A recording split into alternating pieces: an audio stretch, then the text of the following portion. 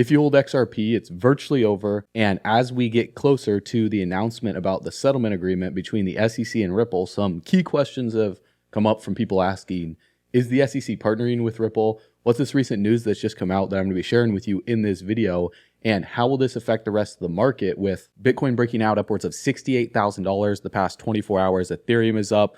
The whole markets are up right now. Solana's up. XRP's up a little bit. The rest of the markets, Dogecoin, Cardano, pretty much everything is in the green today. So what is going to happen not only this week, the rest of this month, but the rest of this year? And how can you position yourself to make the most amount of money possible? Which narrative, which niche, which altcoins are going to make you wealthy? So in this video, we're diving into some key details on the charts. We're talking about what just happened with Congress and the House passing a key bill, Bitcoin compared to the crypto total market cap, what's happening with Gary Gensler going back to his lectures on blockchain technology, MIT, and then a major announcement from the SEC that virtually everybody is overlooking right now that is going to catapult the adoption of Ripple's technology. So hang tight towards the end of this video because I'm going to be sharing with you guys where I believe where we are in this macro market cycle for XRP compared to the rest of the market. So if you're feeling bullish, comment 777. If you're feeling blessed, comment 777. If you're going to become the first millionaire in your family tree, confirm it by tapping the subscribe button. Let's run it.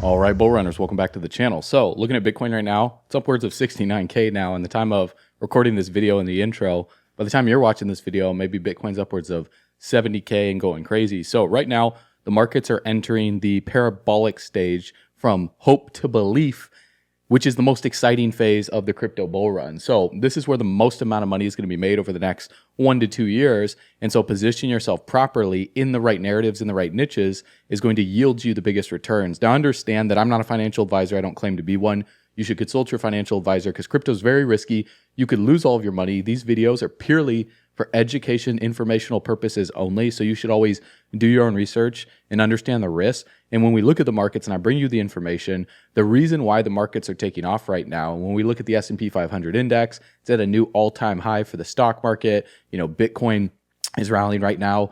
It's based off of global liquidity. So the global liquidity cycle is perfectly matching that with the cycle of Bitcoin's 4-year halving. So people think it's based off the halving. However, the 4-year halving was based off of global liquidity. And so it's more based on what's sloshing around in the system from a monetary perspective. So Satoshi Nakamoto, whoever the group is, whether it was created by the NSA or not, the fact is they knew a lot about how global liquidity goes. He made Bitcoin like a clock, so it matches these cycles every 4 years. So it's not just random. And with global liquidity entering into the summer and the fall stage, that's where the markets go absolutely parabolic. And when you stack that on top of other bullish news for the adoption of blockchain technology, you know, Ripple versus the SEC lawsuit coming to a conclusion, the election coming up, on top of the U.S. House passing the Act, H.R. 6572, deploying American Blockchain Act of 2023, the vote won 334 to 79,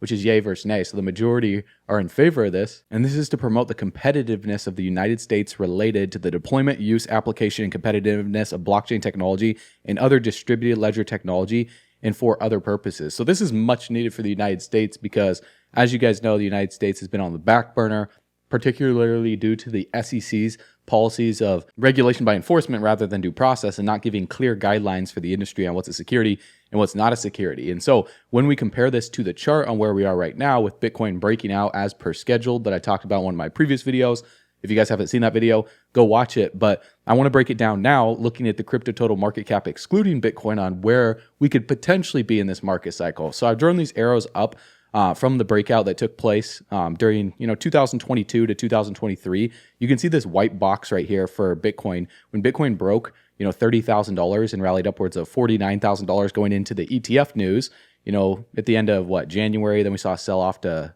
39K, then rallied on out of here. This was the whole disbelief stage right here for crypto, with Bitcoin coming up to 48K, where people think that, hey, maybe a recovery is possible or it'll just fail just like the others. That's what disbelief is. Hope is where people believe a true recovery is possible, as Bitcoin rallied up to the all-time high and breached it. So right now for Bitcoin, we're in the hope stage, whereas altcoins are actually lagging behind, and arguably altcoins are still in the disbelief stage, because as you guys can see right here at the top of the screen back in April of 2022, this complacency dead cat bounce, for Bitcoin and the rest of the market, where Bitcoin fell off from 69K, dropped down to 30, bounced up to like 49K, and then just continuously trended down the rest of the bear market. We saw the same thing happen for the altcoin market. The altcoin market topped out November of 2021 with Bitcoin for the all-time high. Then we saw it drop down to about $850 billion. It bounced up for a dead cat bounce to 1.3 trillion. And then it just traded down with FTX collapse, Terra Luna collapse, UST pegging, and then what company was it? Yeah, FTX taking off the American Airlines arena. And now it's like called the Casilla Center or something over here in Miami. And so that was the whole bear market. We found a bottom. But the similarities is very, very similar because as you guys can see in January of 2024 at the top of the screen where this arrow is, Bitcoin came back up to retest this complacency stage bounce at about 48K as the resistance. Very similar to what just happened in March of 2024. The altcoin market, crypto total market cap excluding Bitcoin, came up to retest the $1.3 trillion resistance and got rejected from it. So if Bitcoin continues to stay bullish the rest of this year, which it most likely is based on global liquidity, leading into the elections, the Democrats want to stay in office. So for Joe Biden to even get reelected, they have to make the market seem like they're positive. So they'll just like artificially inflate the money supply, pump in more money. So by the time the debates take place, he can use that as a reason for why things are going well under his leadership, quote unquote, right? So that's good news for crypto. It's bad news for the American economy because that'll send inflation through the roof, but it'll send assets through the roof as well too. So the spending power of your dollar is just going to keep going down. That's a fact based on inflation, monetary print orders, global liquidity, and it's just on a runaway train. There's no getting off of that. So in order to get off the train, all you need to do is just invest in assets that are going to appreciate over time. That's really simple. It's precious metals, it's crypto, it's real estate. And if you want to invest in the stock market, I'm not touching the stock market with a 10-foot pole just because there's way more gains and there's way more reward in crypto. Yes, it's riskier, but the risk to reward ratio right now is drastically out of balance in favor of reward for the crypto market because of these bills that are being adopted. I spend 24/7 watching these markets, researching stuff. I'm not the smartest person out there, obviously. I'm a college dropout, but if I'm watching all of this stuff and providing this information videos for you guys to help you come to your own conclusion, you could read between the lines with these bills that are being passed with Congress and what I'm going to share with you towards the end of this video that's going to absolutely blow your mind. And so we broke out from this resistance, on December of 2023 for the crypto altcoin market cap, about like $670 billion, just like how we broke out in October of 2023 for Bitcoin. So this white box right here was the whole disbelief stage for Bitcoin. People thought the recovery was going to fail when it got rejected from 50K, 50K. But then once it broke through that, rallied up to the all-time high, people are in hope. They think a recovery is possible. Once we breach, 74, 75K, and we start getting upwards of 80, 90K, the next resistance for Bitcoin is going to be a big psychological one. And that's that $100,000 price point because for years, even going back to 2017 when Bitcoin was getting close to 20K, what was everyone in the market saying if you guys were around for that bull run? I was around for it. Everyone was saying Bitcoin's going to go to $100,000 and Bitcoin stopped short of 20K. During the 2021 bull run, everyone was saying Bitcoin's going to go to $100,000. Bitcoin stopped short just at like 68, 69K. What are people saying this bull run cycle? Bitcoin's going to go to $100,000. Now, I think this will be the cycle where Bitcoin actually breaches it, but I don't think it will happen until 2025. Now, I could be wrong here. Leading up to election, maybe Bitcoin pushes upwards of 105, 110,000. But in my opinion, I think we're going to see a correction, the next correction, similar to what we saw going from March to May, where we saw this sell-off for Bitcoin. I think the next rally up is going to be very impulsive going into election, nearing 100K, stopping short of it or going just beyond it. And then we're going to see another consolidation period, early 2025. And then we're going to see the final blow off top towards Q3, Q4 of 2025. And so this is the next level that everyone's watching. But the altcoin market is where the majority of money is going to be made because once we breach, $1.3 trillion and get closer to the all-time high, which is like $1.7 trillion, this yellow box right here will be the hope recovery rally. So Bitcoin's next leg up will lead Bitcoin into the belief, thrill, euphoria stage of the market, whereas the altcoin market is going to be in the hope stage leading into belief. And so a lot more money is going to be made in altcoins. And that's just been a fact based on the past, but you need to know which altcoins are going to do that. So when we look right here and we compare Bitcoin to the crypto total market cap excluding Bitcoin, Bitcoin's on the top, crypto total market cap excluding Bitcoin's on the bottom. For the last bull run cycle, we saw something similar happen.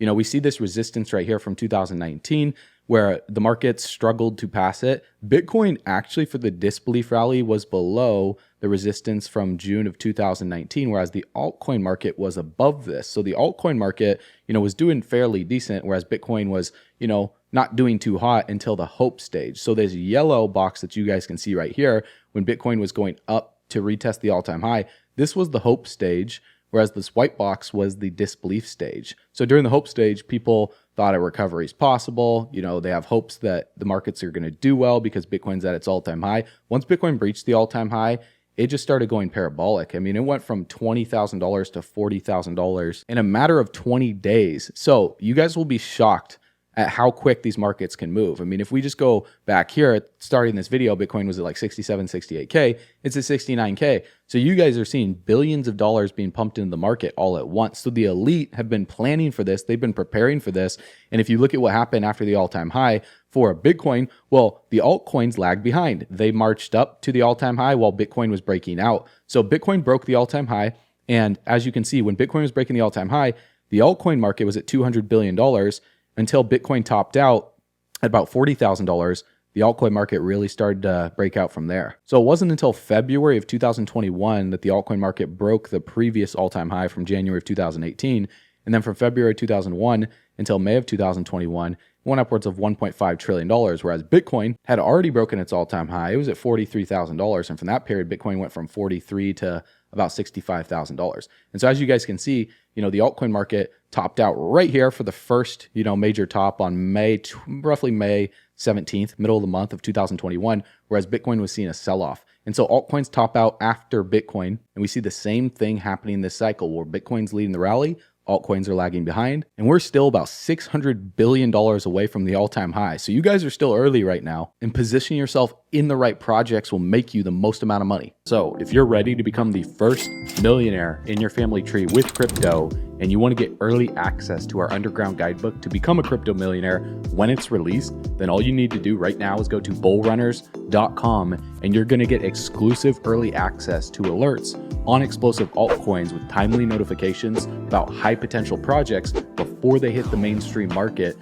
You're also going to get access to daily market analysis videos where you can watch daily videos like this to stay up to date on the latest trends and updates in the cryptocurrency market. And you're also going to receive pro trading strategies and tools for you to access proven trading tips and institutional grade indicators to refine your trading strategy. So don't miss out on the launch of our new underground guidebook called Altcoin Secrets that's going to help you discover the next 100x altcoin. All you need to do to get early access is go to bullrunners.com, click the button on the page, put in your best email address, and you'll be instantly subscribed for the early bird list when it's released. We know you're going to love it. Now, if I was new in the markets, what narratives would I focus on to make the most amount of money? Well, you can simply go to coinmarketcap.com and just look at what they're telling you. And that's memes right here, meme tokens. You can see on the Solana ecosystem, there's gaming and there's artificial intelligence. So if we go to top meme tokens by market capitalization, you really have three choices here, and you could do all three choices in one, which no financial advice, but is a smarter play. Choice number one is large cap, lower risk projects. Choice number two is mid cap projects that are anywhere between 100 million and $1 billion market cap. And choice number three is higher risk, small market cap projects that are under $100 million. And so doing all three at once, where you have a portion of your portfolio allocated to large cap projects, which would arguably be the larger chunk if you are less risk adept and risk adverse and you don't want that much risk in your portfolio. So that would be like, anywhere from 50 to 80% of your portfolio in large caps, right? Whereas the mid caps would be, 20 to 30%. And the small caps could be like 10 to 20% during a bull run. For stable coins, you might have a small allocation to stable coins right now because I'm more heavily allocated into the market on the leg up, because why would I want to be holding stable coins during a bull run when I would be holding stable coins during a bear market and just focusing on making more money on the front end? So the most important thing during a bull run is being, diversified amongst large, mid, micro caps, small caps, having some stable coins, but not too much stable coins, and just focus on making more money on the front end to be able to buy into different opportunities that have yet to launch. Because some projects, like I say, that are going to do a 50x, 100x, a 500x might be launching, in like quarter 1 of 2025 or quarter 4 of this year. And so they haven't come out yet. And so making profits right now in these markets is going to give yourself a head start, like a lap, so to speak, in this marathon ahead of the competition. So that way you have more profits in your portfolio to diversify into newer projects or be able to scale your positions in the large cap. So memes in the large cap, the best ones, obviously Dogecoin's number 1. And then I think Floki is going to be an amazing project. Dog with Hat just for the community alone, not necessarily the utility. For example, the utility of Floki just blows everything out of the water in these top large cap projects. The only comparable one for Floki is Shiba Inu and for utility. And Floki's market cap is at a $2 billion market cap. Shiba Inu is at a $14 billion. So I think Floki, no guarantee here, but in my opinion, I don't see why Floki couldn't do like a $20 billion, $30, $50 billion market cap this bull run cycle. Compared to what Shiba Inu did last bull run cycle, all you guys have to do is just click on the project, and then you're going to see the chart load up right here. In the upper left, you'll see the price, you'll see the market cap. Click on market cap and click on all. And look at what happened during the last bull run with less liquidity. Keep in mind, guys, Shiba Inu hit a $43 billion market cap with less liquidity sloshing around the system.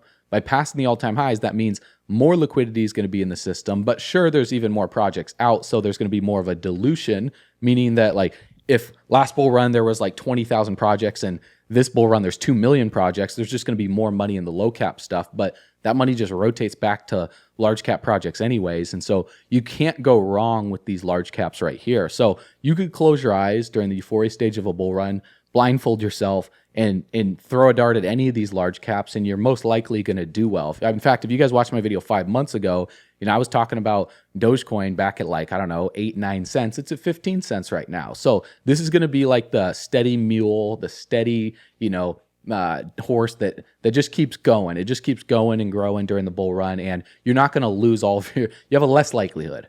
I don't want to say you're not. You just have a less likelihood of losing all of your money in the large cap projects because they're already proven. They already have over $1 billion, and that's why 50 to 80% of your portfolio allocated to those will give you a higher chance of not losing money. I don't want to say no chance. It's just a higher chance of not losing money. Now, in the gaming category, it's the same concept, right? You can see Immutable is number 1. Floki is actually number 2 because they have their Valhalla metaverse game, and they're at a 1.9, about a $2 billion market cap if I refresh the page. So some of these are older projects, right? Like Gala Games is from the last bull run. Beam is somewhat of a newer. Axie Infinity is from the last bull run. Sandbox, last bull run. Decentraland Mana, last bull run. ApeCoin, last bull run. So a lot of these projects from the last bull run, they'll still do well, but where the bigger money is going to be made in this, category of gaming and meme coins is in newer projects that are climbing up the leaderboard on this. Like for example, Illuvium will still do well, but it's one of those big gainers from the last bull run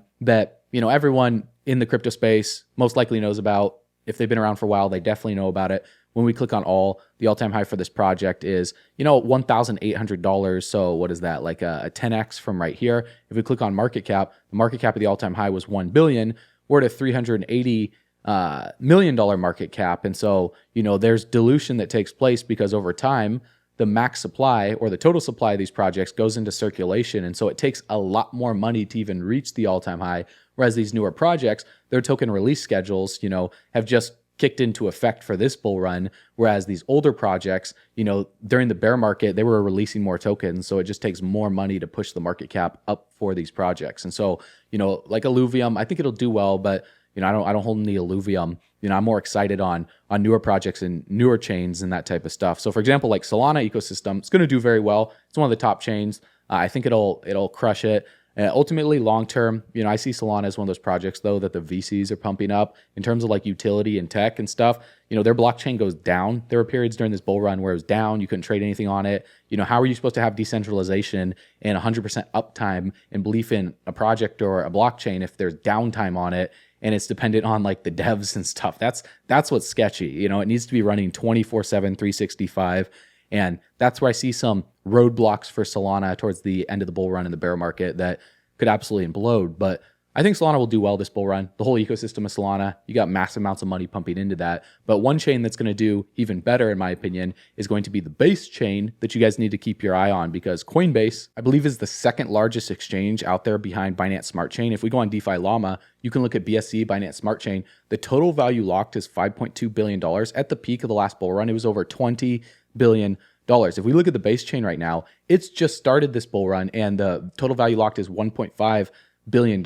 So $20 billion in total value locked towards the peak of this bull run is not an unrealistic number. I think that's very realistic for the base chain. I could even see it doing like $20 billion to $50 billion. And that means as the total value lock grows, then the projects on the base chain are going to continue to grow. So if you guys are looking in the meme coin space, the gaming space, and then the AI space is the third one, these would be the top 3 categories this entire bull run. If you just position yourself in 1, 2, or all 3 of them, then you'll do well. Now, if you find an AI project on the base chain, even better. A gaming project on the base chain, even better. A meme coin, an up-and-coming meme coin project on the base chain, the better. And the thesis is generally the same, meaning that large cap for meme coins, large cap for gaming, large cap for AI are going to be the steady growers, like Near Protocol. I was talking about Near Protocol around $1 or $2. It's at $8 right now. Even Render. Talking about Render all the way down at a few bucks. It's at $10 right now. The Graph, BitTensor, Injective, all of these projects I was talking about months and months and months ago. So for those of you guys, I'm not telling you to buy them. I'm just telling you what I saw happening in the market. And so what I see happening next on the base chain, for example, base chain sitting at 1.5 billion. We compare that to the Binance Smart Chain and the total value locked upwards of the last bull run was $21 billion. And this is like the first bull run for the base chain. So I don't see why 20 billion, 30 billion, potentially upwards of 50 billion total value locked on the base chain isn't possible because it's so simple for people to bridge to it. You just go to base.org, you click on the bridge, and all you need to do is just connect your wallet, and you just bridge Ethereum over from the Ethereum blockchain to the base blockchain. Then the fees are drastically less in terms of gas fees. So that still keeps Ethereum relevant, but keeping the gas fees low versus trading on Ethereum's blockchain, you're trading on the base blockchain. So to be able to find projects on the base chain, I'll leave a link in the description below for you guys. I made a video showing you how to spot 100x altcoins on base, but you can simply click on categories right here and you do a Command F on your keyboard and you type in base ecosystem and you'll see right here that it pops up. The base ecosystem in terms of market cap is so ridiculously small. It's just a tiny leany little baby right now, $3 billion. And so you guys can see the top project on it, Axelar, and then Echelon Prime isn't even at $1 billion market cap. Then Brett, the top meme coin, is only at $435 billion. Yeah, $1 million, not even $1 billion. So 45% the past 7 days. Yeah, look, guys, it's up 22% the past 24 hours. Then DGen's up 14%, MogCoin up 24%. So the entire base chain is just going to fly regardless of utility and stuff. So any of these projects are going to do well. Obviously, you want to do your due diligence. You want to apply the information that you learn in our Altcoin Secrets guidebook on how to vet these projects. So you guys can put your information on bullrunners.com to get early access to that when it's released. It's in final production right now. We're going to be dropping that here soon. So I know you guys are super excited for that. It's been a long time coming. The past few months, we've been working hard on this all year long. And so while maintaining videos like this on the front end and then working on the back end, that's why it takes more time, because these videos, I don't just crank these out in like 20, 30 minutes. These take like all day to create a video like this because I have to do research, then I have to record it, get it to the editors, upload the video, make sure it gets distributed properly, and then gets pushed out there in the algorithm. So I appreciate your guys' patience. We put our blood, sweat, and tears into the brand, into the business, and to help you guys get results. So you can check that out just by going to bullrunners.com. Like I say, I know you're going to love it. And just get ready for when we release that, because as we go into the euphoria stage of the bull run, people's lives are going to change forever for the better, because the bear market, it's tough, it's rough. It takes a lot of patience to go through that. But when you look at what's happening right now compared to the past, we talk about the SEC and Ripple now. Gary Gensler's lecture on blockchain at MIT. Here's the thoughts after watching this video. Listen to this. I've thought this when I was at Goldman Sachs for 18 years, that finance sits at the neck of an hourglass. And it's why it collects so much economic rents from society, because when you sit at the neck of an hourglass and billions, literally trillions of grains of sand go by, if you collect some of those grains of sand, you get uber wealth. So Andrew DeVilbiss posted this on Twitter saying, Interledger Protocol uses XRP. The Interledger Protocol was built to be the TCP/IP of finance. Now, TCP/IP is a central point of exchange data that passes through the internet. It's what made internet interoperable. So Interledger Protocol does this with finance. So Ripple and ILP are replacing the eye of the hourglass of finance, so to speak. That's why it's all the money. Not because all the world's money will exist on it all at one time, but because all the money will flow through it at some point in time, or at least a large chunk of the global liquidity. So RippleNet is a global payments network. XRP is at the center. So let that sink in. So those who hold XRP will be uber wealthy, like Gary mentioned in this video. Now, there are those narratives of gaming, AI, and meme coins that will make people a lot of money, but a project like XRP long term is essentially like Amazon.com stock back in the 90s and early 2000s. Now, this clip is from fall of 2018, MIT course called Blockchain and Money. Gary Gensler, he was the current president of the SEC, he was the professor, and listen to what his viewpoint was back then. So we already know in the US and in many other jurisdictions that 3/4 of the market are not ICOs or not what would be called securities. Even in the US, Canada, and Taiwan, the 3 jurisdictions that follow something similar to the Howey test that we've talked about, 3/4 of the market is non-securities. It's just a commodity, a cash crypto. So you'll hear debates about initial coin offerings and what's a security and what's not a security. Relevant and important debate. But for 3/4 of the market, it's not particularly relevant as a legal matter, as a regulatory matter. So I find this very interesting how his viewpoint has changed. And so I could be wrong here. You guys let me know your thoughts in the comments below. But could someone be paying him off to change his viewpoint? Why did his viewpoint change so drastically? And why, if his viewpoint changed, did he attack Ripple when the SEC has announced that they've just done this? XRP sits, as I said, on an open, permissionless ledger. How do I know that it's open and permissionless? Because the chief technology officer at Ripple tells me it is. He explains it to me, but I also have hard evidence. The SEC announced about a month or 2 ago that they're going to establish a node on the XRP ledger and other open and permissionless ledgers. The SEC didn't call Ripple to ask permission to do that. They're just going to do that. So not only is something very, very fishy about this lawsuit, but let's not forget that Ripple has over 1,700 NDAs. That's a lot. We're not talking about like 1 to 7 NDAs.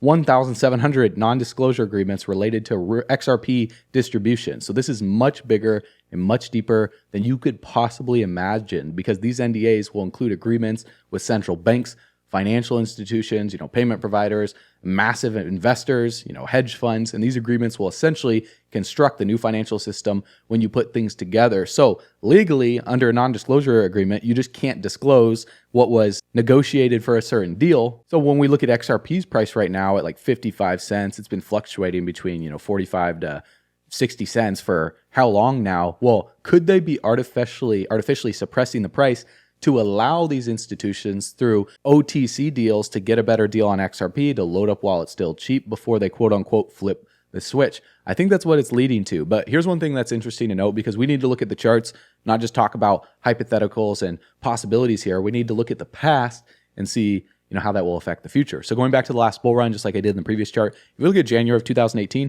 the crypto total market cap excluding Bitcoin hit an all-time high, $70 billion, somewhere around there.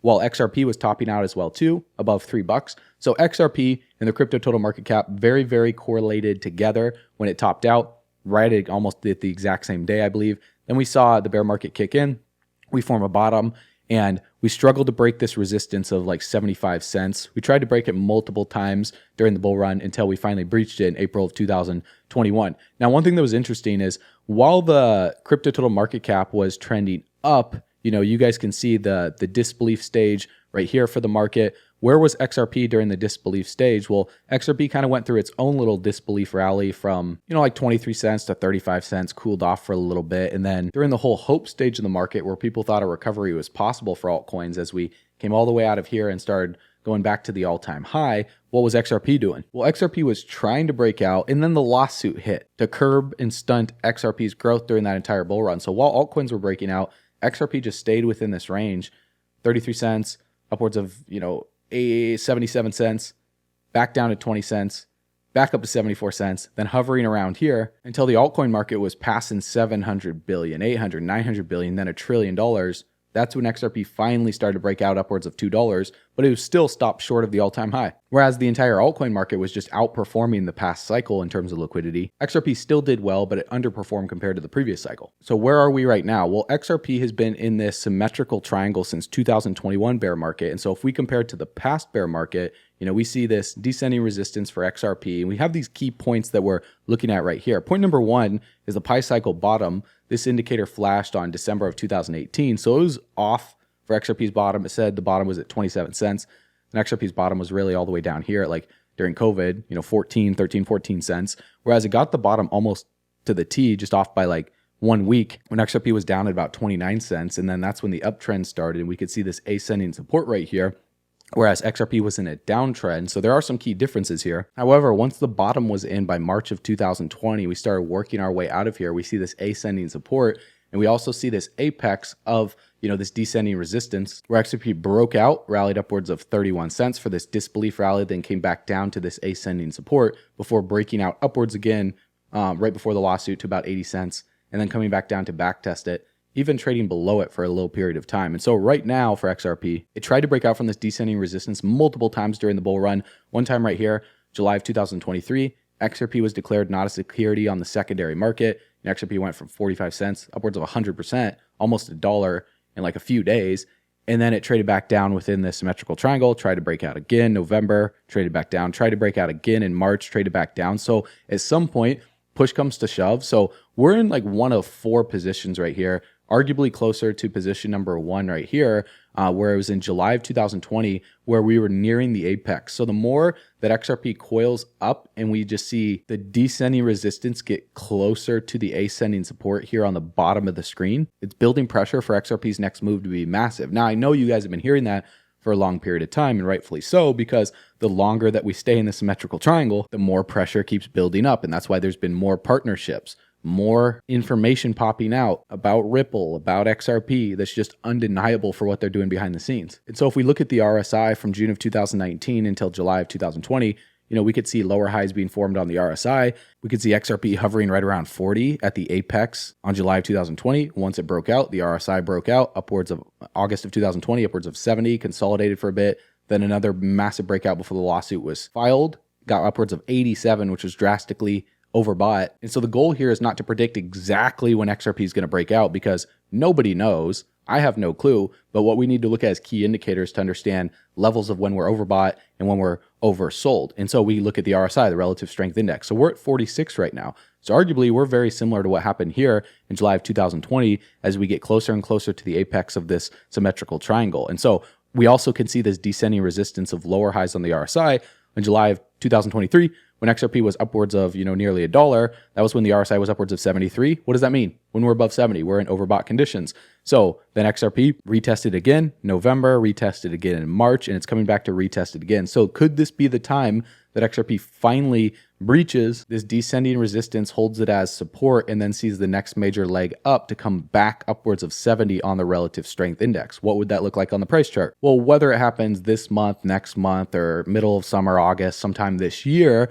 well, that would look like XRP breaking this descending resistance and seeing a major move upwards of maybe $1, maybe $1.30, $1.50, and then a cooling off period for XRP, similar to what happened right around here from July of 2020 until November of 2020. And so this is what I think XRP's chart is going to look like. Now, whether it happens now or in a little bit, the next move up for XRP is going to be massive. We're going to see some profit taking, and then the people that are selling XRP that bought all the way back here during these levels is going to act as the next major zone of resistance. So anywhere between $1 and $2. I have no clue exactly where that will be, because as you guys know, we don't just look at price. We look at indicators like the MACD, we look at the RSI, the stochastic RSI, and then we look at when we're overbought or oversold. It's very simple. And so right now we're on the weekly chart. So the next major leg up for XRP could push it in this range. We see some profit taking. Maybe XRP sells off all the way back to this descending resistance. And then we see the next major leg up Q4 of 2025, because when this project runs, it runs fast.